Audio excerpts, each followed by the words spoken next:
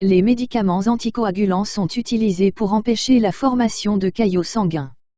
Ces médicaments agissent en interférant avec le fonctionnement normal des protéines plasmatiques appelées facteurs de coagulation, qui participent à l'hémostase secondaire.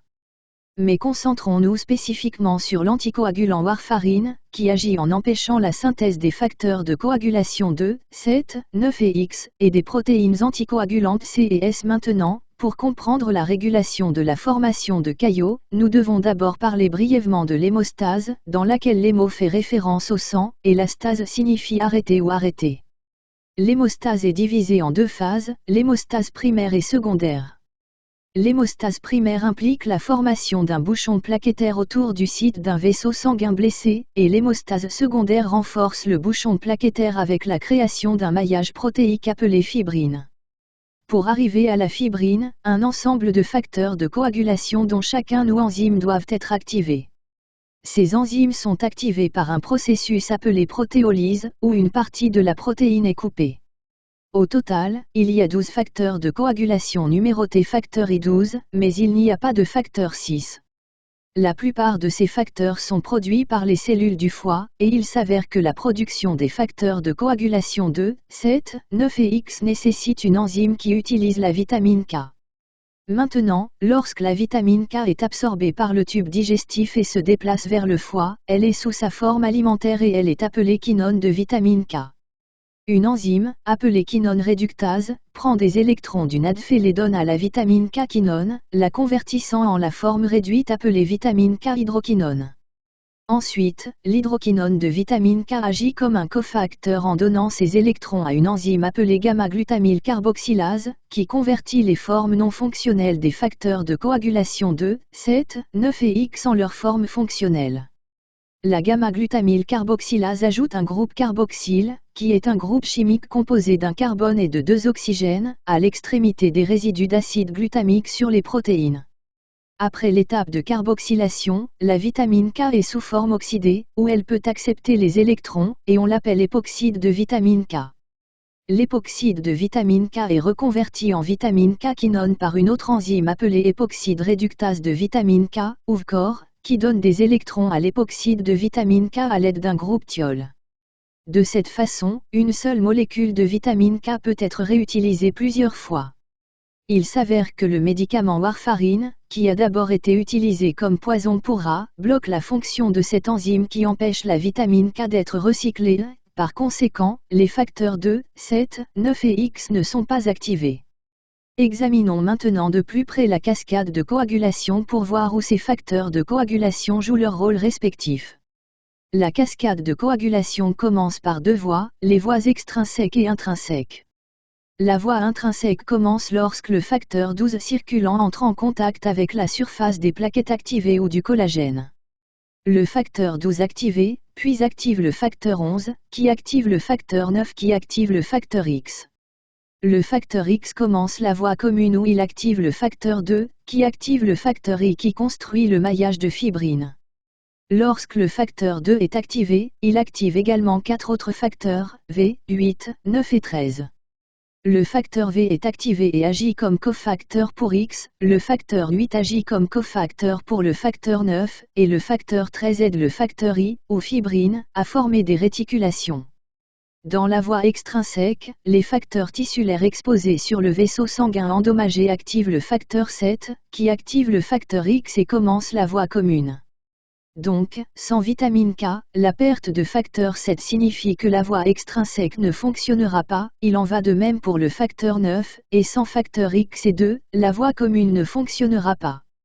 La warfarine est prise par voie orale et affecte d'abord la voie extrinsèque puisque le facteur 7 a la demi-vie la plus courte et c'est le premier facteur de coagulation à s'épuiser. Ensuite, les niveaux de facteur 2, 9 et X diminuent également, provoquant une inhibition des voies intrinsèques et communes.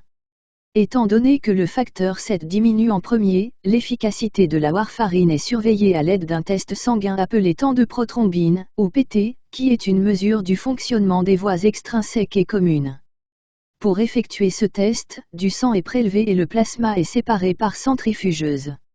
Le plasma contient tous les facteurs de coagulation moins le facteur tissulaire, qui se trouve normalement dans les parois des vaisseaux sanguins. Ensuite, un facteur tissulaire est ajouté au plasma pour déclencher la coagulation et le temps jusqu'à ce que les caillots de l'échantillon soient mesurés. Cette mesure est appelée le temps de prothrombine, également abrégé en PT, et il est comparé au PT de contrôle, qui est le temps qu'il faut pour que le sang coagule chez une personne en bonne santé.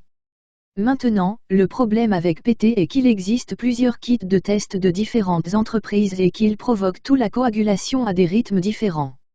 Il est donc utile de convertir le PT en une valeur standardisée appelée INR, ou ratio normalisé international. Cela peut être fait en divisant le PT de notre patient par le PT de contrôle fourni par l'entreprise. Par exemple, si le PT de la personne est de 22 secondes et que le PT de contrôle est de 11 secondes, son INR est de 22 onzièmes ou 2.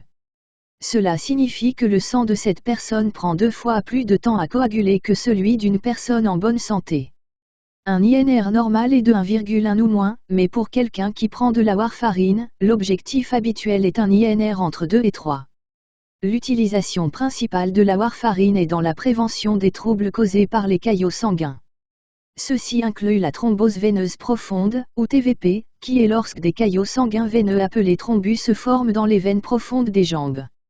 Ces thrombus peuvent provoquer une embolie pulmonaire lorsqu'ils se déplacent vers les poumons et bloquent les artères. Chez les personnes atteintes d'arythmie, en particulier de fibrillation auriculaire, le sang pourrait s'accumuler dans le cœur, entraînant la formation de caillots sanguins. Ces caillots sont ensuite pompés hors du cœur et se dirigent vers le cerveau où ils bloquent les artères cérébrales et provoquent des accidents vasculaires cérébraux. D'autres causes courantes de formation de caillots sanguins dans le cœur comprennent les valves cardiaques prothétiques et les infarctus du myocarde récents. La warfarine est le médicament de choix pour prévenir ces problèmes parce qu'elle est prise pérorale, donc c'est très pratique. En termes de toxicité, le problème le plus courant avec la warfarine est un saignement incontrôlable, le plus souvent dans le tractus gastro-intestinal. Des saignements peuvent survenir même à des niveaux thérapeutiques, mais le risque augmente lorsque l'INR est supérieur à 3. Cela peut se produire lorsque la dose est trop élevée, lorsque d'autres médicaments empêchent la warfarine d'être métabolisée, ou lorsqu'il existe un polymorphisme dans le gène de VCOR conduisant à une fonction réduite de l'enzyme. Normalement, la warfarine est décomposée dans le foie par une enzyme appelée CYP2C9 qui appartient à une classe d'enzymes appelée CYP450 oxydase. Certains médicaments courants comme la cimétidine, l'oméprazole, le métronidazole, le triméthoprime/sulfaméthoxazole et l'amiodarone peuvent inhiber cette enzyme et provoquer l'accumulation de warfarine, augmentant ainsi l'INR. D'autre part, certains médicaments comme la griséofulvine, les barbituriques, la phénitoïne et la carbamazépine peuvent améliorer l'activité du CYP450 qui accélère le métabolisme de la warfarine et nous obtenons un INR sous-thérapeutique inférieur à 2. Par conséquent, il est extrêmement important de savoir quel médicament la personne prend avant d'initier un traitement à la warfarine. Ensuite, la warfarine est contre-indiquée pendant la grossesse en raison de ses effets tératogènes. Il augmente le risque d'hémorragie fœtale, d'avortement spontané, de déformations osseuses et d'anomalies ophtalmologiques, telles que la névrite optique. Un autre problème est la nécrose cutanée induite par la warfarine qui est causée par de minuscules thrombus se formant dans les vaisseaux sanguins de la peau. Cela se produit parce que la warfarine inhibe également la synthèse de la forme fonctionnelle d'une protéine anticoagulante dépendante de la vitamine K appelée protéine C. Normalement, la protéine C se combine avec la protéine S pour former un complexe protéolytique qui inactive le facteur VA et le facteur VIIA. Maintenant, la protéine C a une demi-vie encore plus faible que le facteur 7, de sorte qu'ils sont les premiers à disparaître lorsque quelqu'un prend de la warfarine, et l'hypercoagulation se produit avant l'anticoagulation. Les patients présentant un déficit congénital en protéine C, ce qui signifie qu'ils ont des niveaux plus faibles de protéine C pour commencer, ont un risque accru de nécrose cutanée induite par la warfarine. Donc, pour lutter contre cela, un autre anticoagulant appelé héparine est souvent administré au début du traitement par la warfarine. L'héparine améliore l'activité d'une autre protéine anticoagulante présente dans le corps appelée antithrombine 3, qui inactive normalement le facteur 2 activé, ou thrombine, et le facteur XC. Cela équilibre les choses jusqu'à ce que les effets anticoagulants de la warfarine entrent en jeu et qu'on l'appelle pont d'héparine. Si une personne souffre d'une surdose grave de warfarine, ce qui signifie qu'elle a un INR supérieur à 10, la warfarine doit être arrêtée et la vitamine K. La vitamine K favorise la synthèse de nouveaux facteurs de coagulation, par conséquent, l'inversion de la warfarine est lente. Maintenant, s'il y a des saignements actifs, une inversion rapide de la warfarine est nécessaire. Ainsi, la warfarine doit être arrêtée et le patient doit recevoir du plasma frais congelé, ou FFP, car il contient tous les facteurs de coagulation, ou concentrés de complexe de prothrombine, également connu sous le nom de PCC, qui contient les facteurs de coagulation 2, 7, 9 et X ainsi que les protéines C et S. D'accord. En résumé rapide, la warfarine est un anticoagulant qui agit en inhibant la vitamine K époxyde réductase pour les facteurs 2, 7, 9, X, la protéine C et la protéine S. Il est administré par voie orale comme stratégie d'anticoagulation à long terme pour prévenir la formation de caillots.